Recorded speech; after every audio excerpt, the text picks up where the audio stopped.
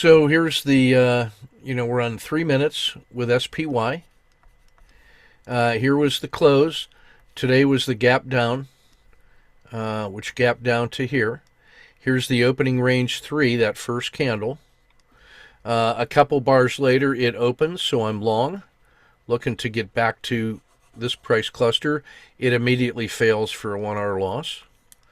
The RL10 bottoms out, it crosses the baby dragon, enters the dragon, leaves the dragon, hits the PSAR, so we hit a standard entry, standard risk box. This is the 2R, automatic add. Here was the R10 wiggle.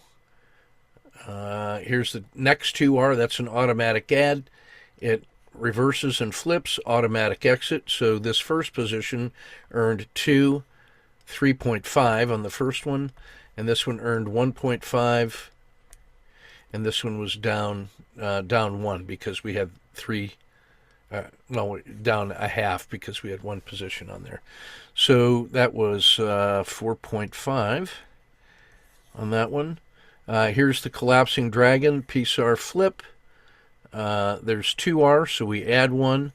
There's another half an R on this one and another half an R on the first one. So that's 3R. This one was a scratch, and this one earned about 1R.